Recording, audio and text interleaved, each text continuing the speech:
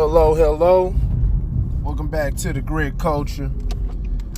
I got a sports video for y'all today. I haven't done one of those in a while.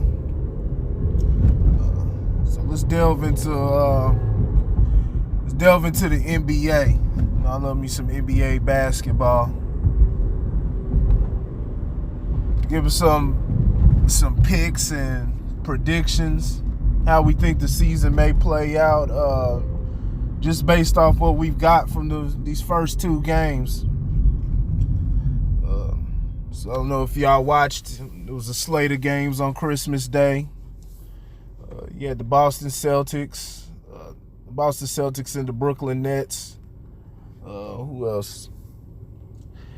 Los Angeles Lakers, Dallas Mavericks, Los Angeles Clippers, Denver Nuggets. There was one more game. Oh, that's why I forgot what it was. It was the Bucks and the Warriors. If you can call that a game. It's a complete blowout. Then you had a lot of the teams. You had the opening night game, Lakers and the Clippers, back on Tuesday. You had the slate of games that the remaining teams played on Wednesday night. I think the only ones that haven't started their season yet are the Houston Rockets. And if I remember right, the Oklahoma City Thunder. Of course, the Rockets are having issues. I'm surprised they didn't make them forfeit the game, but they weren't able to play their initial game with the Thunder because they didn't have 8 players. And of course, I believe James Harden is, if I remember right, is going to be suspended, or projected to be suspended, for being seen in a strip club without his mask on. Which, of course, NBA has their protocols that they're trying to run so they can make the season, get through the season without having as many COVID cases, having as little as possible. Try to have a successful thing like that, what they had with the bubble. So, the rules may suck, but it's the rules that you sign on to. And so, yeah, there's that. But let's talk about some of these teams and how they look. So, early on, what I'm seeing is Brooklyn Nets. Brooklyn Nets are a cut above the rest right now. They're my projected finals winners. Now, that's barring that an injury doesn't happen. Now, we do know Kyrie Irving and Kevin Durant are very injury prone. So that is the deciding factor. That's the deciding factor right there. Now, and if I was a betting man, I don't know. I don't know if they can make it through all 82 games of the season unscathed. But if they are able to maintain their health, shoot, I haven't seen a super team like this. I don't even think the Warriors are better than this team. The Warriors team with Draymond Green, Steph Curry, Kevin Durant, Klay Thompson. Yeah, I don't think this is so deep of a team. Star-studded, has so much offense and defense. I mean, just think about how deep they are. I mean, it's ridiculous. It's unfair. It's really unfair. You're talking about Kevin Durant, Kyrie Irving, Karis LeVert, Spencer Dinwiddie, Joe Harris. You got the big guys in DeAndre Jordan and Jared Allen. It's so deep. I know I'm missing some guys. I mean, their team is ridiculous. Ridiculous. And they've shown their power these first two games. Of course, their first game was against the Warriors. That's a pretty easy one. The Warriors got second time they haven't even reached 100 in either one of their games, which is a sign of very, very struggling offense. That would have flew probably about 20 years ago. But nowadays, if you can't score 100 points, let alone 105 points, you're a pretty bad offense. But of course, they're missing their second star, the second best player, Klay Thompson, and they're trying to work with what they got. Steph Curry's out there. Steph Curry's not the type of player that can carry a team alone. Like, he has to have guys that can help him get set up. Defensive pieces. No, Draymond Green hasn't been playing, but even within, there's still lacking on the offensive side. Andrew Wiggins has turned out to be disappointing. He's just not what they thought he'd be. He's been shooting terrible. And they got a lot of young guys on their squad. From Eric Pascal, they got the number one or number two pick, James Wiseman, the number 2 pick, which I think will pan out to be a pretty good player. He had a decent game on yesterday on Christmas, so I think he'll pan out to be a decent player. But just right now, the Warriors are just like last year, they're at the bottom of the barrel, and they're starting it off the same way like they did last year, getting blown out by 30 plus points.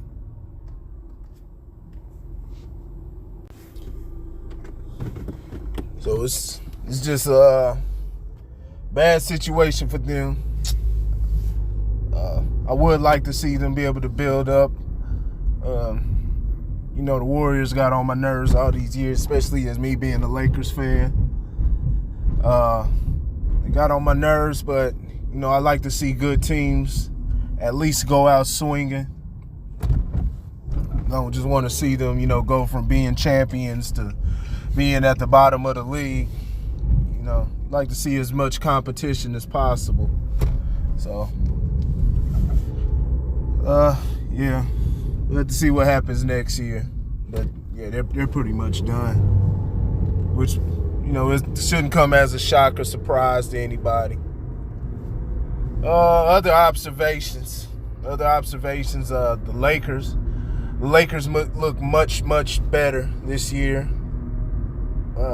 My only concern with them is their fatigue, having such a quick turnaround in the shortest offseason in all of professional sports in history.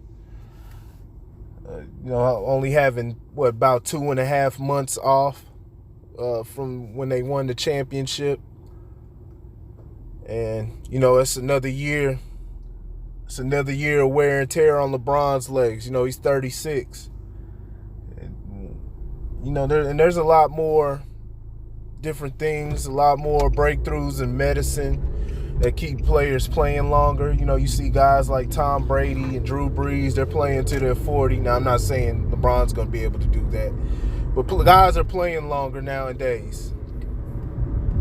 Of course, the sports tend to be less physical, but still, it's still a huge feat. Even, when you're talking about football, and they're still taking a pounding out there. They're still taking hits. So, it's still amazing. But LeBron is 36 years old, and his age is showing. He's not as explosive as he usually gets, less explosive every year. Still able to produce on the floor, but, he's not. It's coming harder. Those dropping those 30-point games, things like that. They're harder to do nowadays. But of course, he's it works for him. He has a lot of help. Has a lot of people around him to help him take a load off on nights where he can't go absolute 100%. He can pace himself throughout the season and then be able to give his complete all come playoff time. But he's got he's got a lot of help. You know, you got AD, of course, who's their leading scorer last year and will be that this year. You know, you got a good point guard, a great pickup in Dennis Schroeder. Then the pickup of Montrezl Harrell from the Clippers. And then if you get Kyle Kuzma, you know, at least, you know, being productive, you know, being productive and giving you is, you know, at least, you know, 10 to 15 points. I mean, I don't see any team stopping them in the West. I know the Clippers beat them on opening night, and the Clippers are a good team. That's something to be expected. It's something that's not surprising when you have stars like they do, but I do not believe the Clippers are better than the Lakers, especially if it comes down to a 7-game series. Now, last year, I thought vice versa. I thought the Clippers had the better team, but they went out in one of the most disappointing fashions in NBA history, you know, to the Nuggets, who they defeated last night. The Clippers still got a good team. They still have two great superstars. Paul George is an outstanding player. Nobody's ever questioned Paul George's talent. It's just how he's able to perform when the pressure's truly on, when the playoff time, and he's shown over and over again that, you know, he comes up short. He comes up extremely short in those key games when they need him in the playoffs, when teams start keying in and able to have a strict game plan on you and adjust to you on a game-by-game basis. Paul George starts to struggle. You know, I don't know if it's a mental issue. He's definitely got the talent, got the physical ability. So we'll see what happens this year. We'll see if he's able to, you know, he was able to correct that and get his mind together. Because you got Kawhi. Kawhi's going to do what he does. They made some good additions. You know, Nick Batum's a really good piece. Definitely helped the team out. And then you got a great defensive player in Serge Ibaka. He's going to create that wall down there in the paint. So, you know, I don't think he's not as, you know, he's not as versatile. He's not as he's a better shooter than Harrell, but he's not as athletic as Harrell, which I think the Clippers needed on offense. But still a good team. Still a good team. I believe still think they're possibly the second or the third best team in the West. I want to believe the Nuggets are, but we'll see. The Nuggets are the second best team. They have a pretty deep team themselves.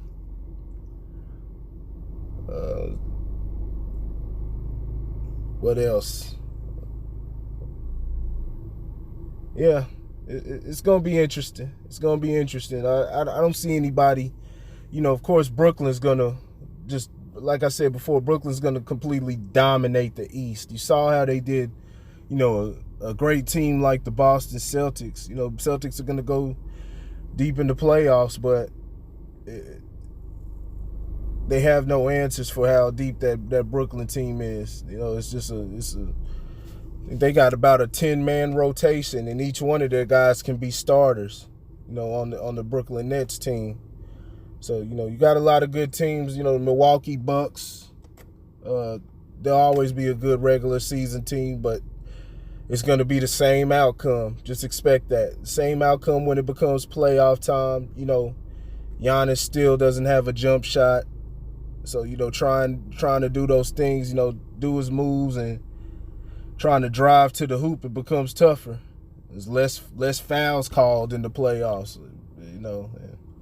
They need that. They need that from their superstar player and somebody who's going to be able to knock down those free throws when they go to the line as many times as they do.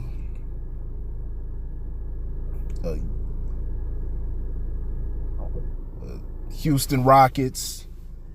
Got the Houston Rockets. They'll be an all right team. You know, if Harden stays, I believe they'll just be an all right team. Probably about a fifth seed. And that's at best. That's at best. Dallas Mavericks aren't too far behind with them.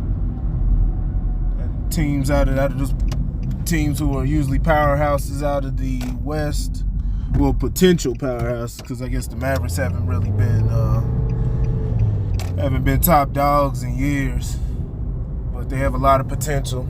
You know, with the Luka Doncic. And, you know, my only problem with them is, you know, Kristaps Porzingis. While he's, you know, an outstanding player, injuries are going to continue to bite him.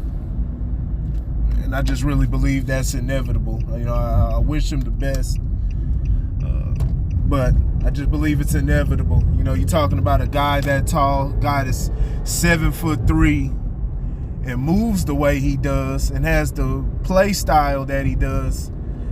It's too hard on the legs.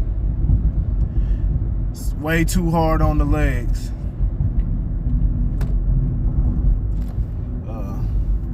They got a couple good pieces. I think they lost something big in losing Seth Curry.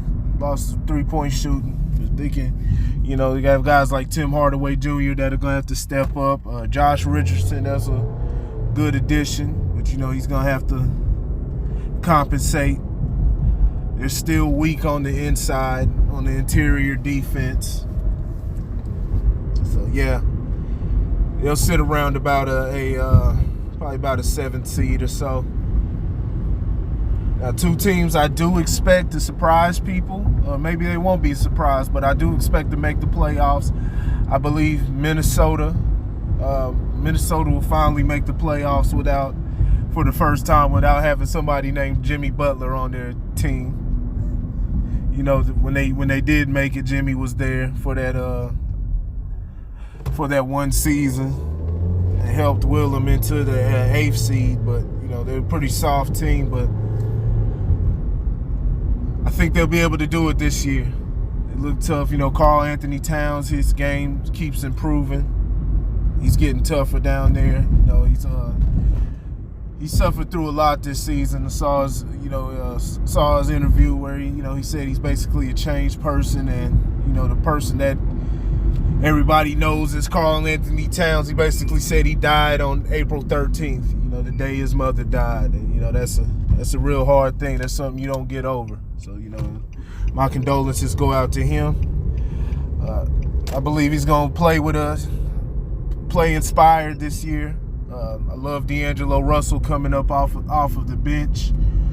You got Ricky Rubio running the offense as a starting point guard. I think that makes sense. Got the young guy, got the rookie number 1 pick Anthony Edwards. Minnesota has somebody else too. I forget. They got somebody else. Right up, just not registering off the top of me. Oh, Malik Beasley. You know, while he's had a bunch of nonsense going on, he's still provide them a lot of offense. The offense is very strong offensive threat. You know, if he can get all the BS and all the Hollywood tabloid crap out the way. But yeah, Minnesota's going to be a problem. Also, the Phoenix Suns, as you should know. You know, I love Chris Paul. He's the best pure point guard in the league. The way he runs, you know, his offenses, runs his teams, and I believe this is the time they're going to get over the hump. You know, Phoenix showed strong signs of improvement. Sorry about that. Keep having technical difficulties. So get started again, but yeah, no, Phoenix will get over the hump. The way they played in that bubble, going 8-0.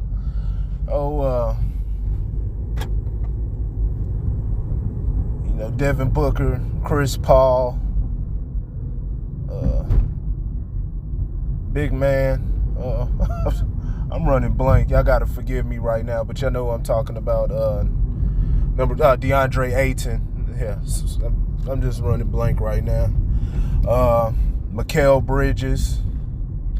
They got a real good team. They'll definitely make the playoffs. So out of the West, let's see, you'll have the Lakers, Clippers, Denver Nuggets. It's number 3. And I'm not going in any particular order. I'm just saying who's going to make the playoffs out of the West.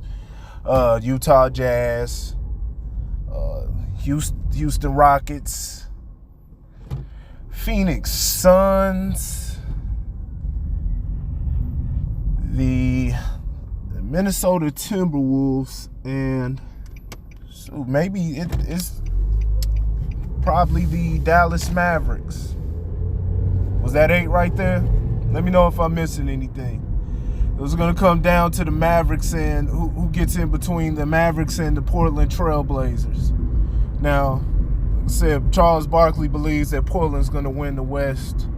I just don't see that. They have some good additions. They got great defense coming from Covington. They got a lot of healthy players. I don't know. I don't know. Maybe it's Minnesota that doesn't make it, or on the outside looking in. I do believe that these will be the top 9 teams, and it'll be between those 3 on who's getting in. Phoenix is a lock. And like I said, now they're expecting James Harden to be traded, but if he's not, then Houston will make it. Now, if he gets traded, then there you go. You can go ahead and take Houston out of the equation, and you got your 8 teams right there. Over in the Eastern Conference, of course, Brooklyn, who, like I said, outside of barring injury or anything, they're my projected NBA champions. Boston Celtics. Raptors had a bad showing in their first game, but they'll get it together. They're a well-coached team, and they still have a lot of their core together. Pascal Siakam has some bouncing back to do, but I believe he will. They'll figure it out, especially after last year's playoffs. That was an atrocious showing.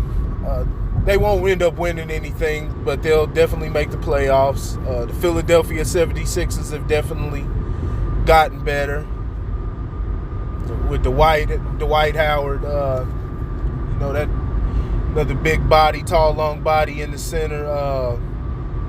And who knows, maybe Danny Green wakes up from his slumber.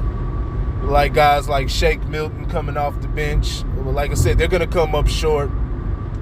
Ben Simmons still doesn't have a jump shot, and he's a liability from the free throw line. And that's bad, especially with a person being the primary ball handler. Milwaukee Bucks will make the playoffs. So what's that? I'm giving you about five right there.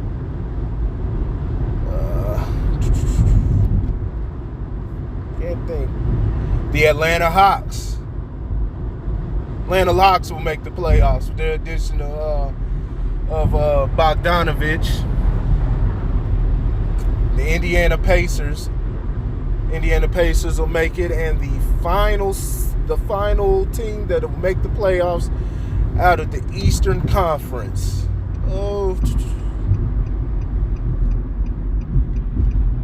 Drawing blanks. I could be wrong. I'm just going off the top of my head right now. I'm guessing maybe the Orlando Magic. Let me know what y'all think. Because I'm going off the top of my head. I'm pretty sure there's some teams that I may be overlooking. Oh, sorry. The Miami Heat. Yeah, the Miami Heat. So, yeah, there we go. I'm sitting there forgetting teams. So the Miami Heat are definitely going to make the playoffs. So Washington won't make it. They got Westbrook and Bradley Beal, but that's all they really have on their squad. They got some talented guys, but not enough to push them over into the playoffs. Detroit's going to be Detroit. They still got a lot of contracts that they got to dump. Cleveland Cavaliers are going to be an improved team, but they'll come up short. So yeah, go ahead or remove the Orlando Magic out of that and throw the Miami Heat in there. But the NBA Finals. Yeah, the NBA Finals are going to come down to the Nets and the Lakers. And I just don't see anybody. Like I said, barring injury, I've said this for like the third time, barring any injury, it's going to be the Nets that come out on top. The Lakers will win the West. They're just a highly improved team. They've gotten shorter, but I like what it keeps cutting off. But like I said, they've gotten shorter, but I like how they've replaced they've replaced some of the link that they've lost in JaVale McGee and Dwight Howard. They've gotten that back with Marc Gasol. You know, so that'll definitely help them. And they're very just much deeper team than they were even last year. Now I am gonna miss old playoff Rondo. We don't have playoff Rondo, but the Lakers got enough that'll get them over the edge. So they'll definitely win the West. So there you have it. Let me know what y'all think. The Brooklyn Nets are my NBA champions. They're in a whole nother class by themselves. Let me know if you think different. Let me know who your champions are, how you see the season playing out, and put it in the comment section. Please like, share, and subscribe. Sorry for the technical difficulties continuing through this damn video, but y'all got the information. Y'all got it, so stay tuned. I'll have more content coming out. Till then, peace.